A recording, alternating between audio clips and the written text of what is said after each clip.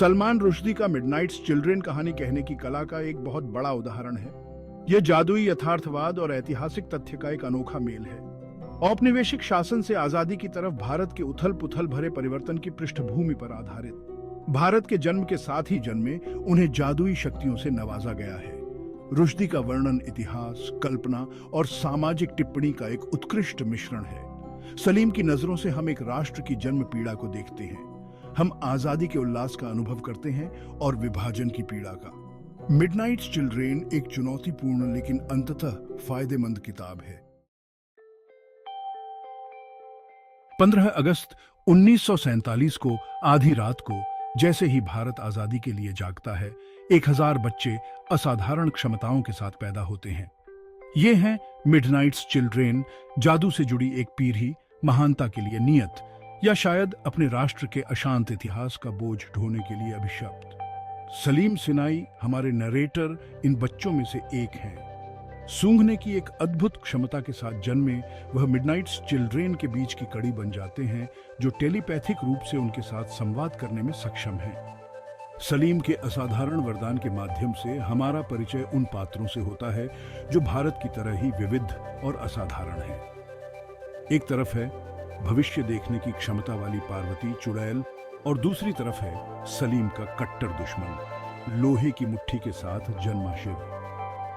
प्रत्येक बच्चे के पास एक अनोखा वरदान है जो नए स्वतंत्र राष्ट्र की अपार क्षमता और अंतर्निहित अंतर्विरोधों का प्रतीक है। मिडनाइट्स चिल्ड्रेन परंपरा और आधुनिकता, आशा और मोहभंग के बीच फंसी एक पीढ़ी है। वे भारत की क्षमता के एम्बॉडीमेंट हैं, फिर भी वे इसके जटिल अतीत के बोझ तले दबे हुए हैं। सलीम सिनाई हमारे नैरेटर एक अविस्मरणीय किरदार हैं। वो गलतियां करने वाले, अविश्वसनीय और बढ़ा चढ़ा कर बोलने वाले हैं। सलीम का सबसे असाधारण वरदान, उनकी तीव्र गंध की भावना, भारत के साथ उनके संबंध का रूपक बन जाता है।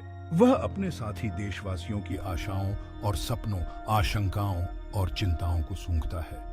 हालांकि सलीम का वरदान एक अभिशाप भी है। सलीम की यात्रा स्वतंत्रता के बाद के भारत के सामने आने वाली चुनौतियों का रूपक है। पद्मा, सलीम की विश्वासपात्र और प्रेमिका, पूरे उपन्यास में एक ग्राउंडिंग फोर्स के रूप में काम करती है। सलीम के विपरीत, जो अक्सर अपने ही विचारों और चिंताओं में खोया रहता है, पद्मा भारत के आम लोगों का प्रतिनिधित्व करती है।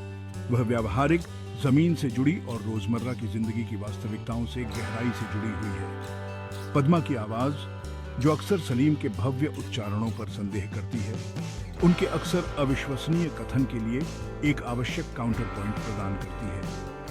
वह उसकी धारणाओं को चुनौती देती है, उसे राजनीतिक उथल पुथल और सामाजिक उथल पुथल की मानवीय कीमत की याद दिलाती है। कई मायनों में पद्मा भारत के लचीलेपन और स्थायी भावना का प्रतीक है। जहां सलीम और उसके साथी मिडनाइट्स चिल्ड्रेन अपनी पहचान और नियति से जूझ रहे हैं, वहीं पद्मा वर्तमान में निहित है। वह हमें याद दिलाती है कि अराजकता और अनिश्चितता के बीच भी जीवन चलता रहता है।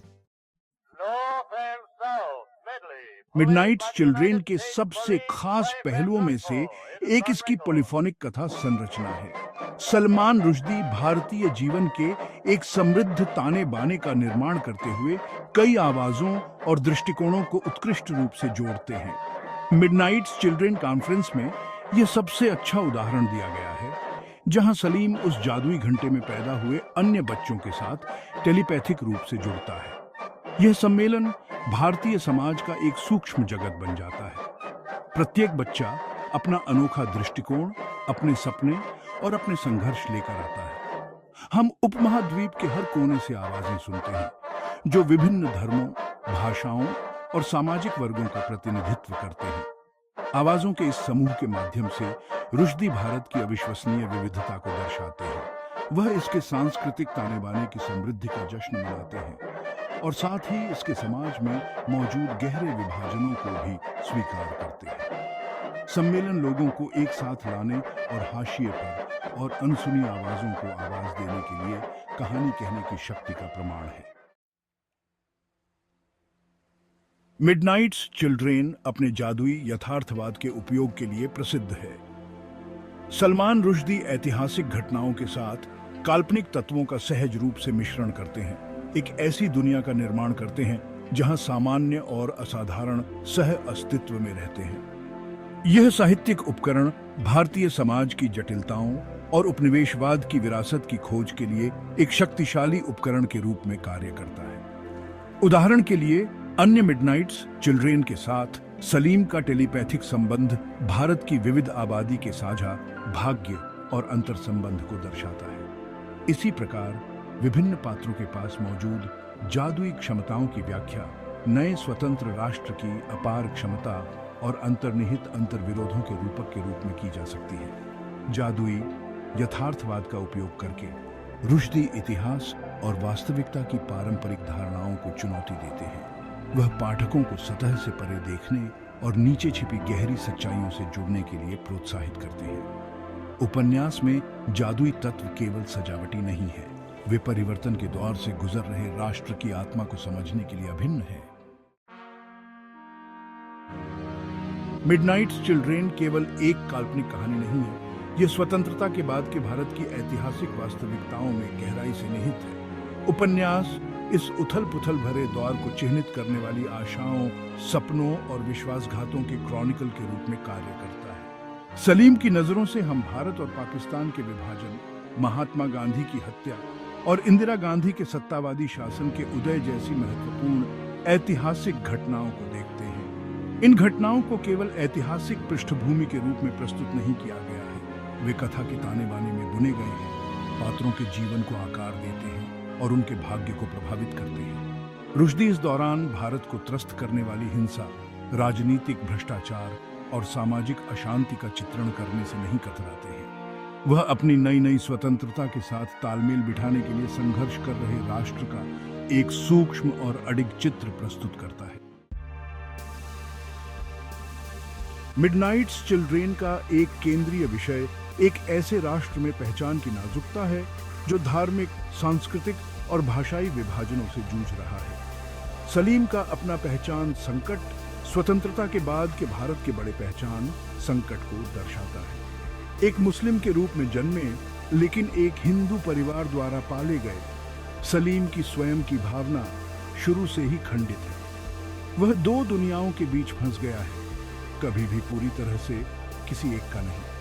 विस्थापन की यह भावना अन्य मिडनाइट्स चिल्ड्रेन के साथ उनके टेलीपैथिक संबंध से और भी बढ़ जाती है, जिनमें से प्रत्येक की अपनी अनूठी पृष्ठभूमि और दृष्टिकोण है।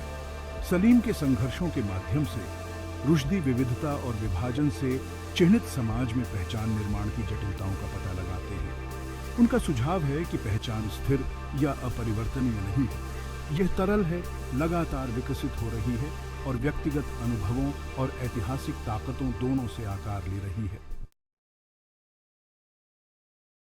उपनिवेशवाद, पहचान और राजनीतिक उथल-पुथल जैसे जटिल विषयों की पड़ताल के बावजूद मिडनाइट्स चिल्ड्रेन अंततः प्रेम, क्षति और आशा की स्थायी शक्ति की कहानी है।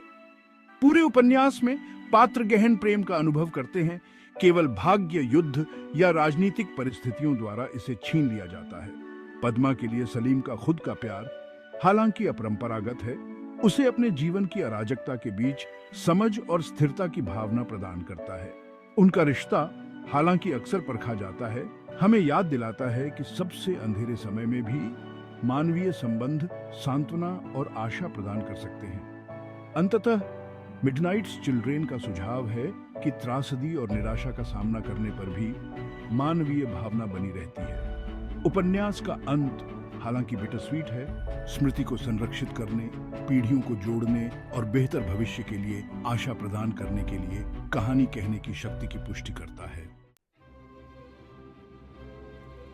मिडनाइट्स चिल्ड्रेन केवल एक उपन्यास से कहीं अधिक है, यह एक साहित्यिक लैंडमार्क है। 1981 में प्रकाशित इसने बुकर पुरस्कार और जेम्स टेड ब्लैक मेमोरियल पुरस्कार जीता, जिससे सलमान रुश्दी एक प्रमुख साहित्यिक व्यक्ति के रूप में स्थापित हुए।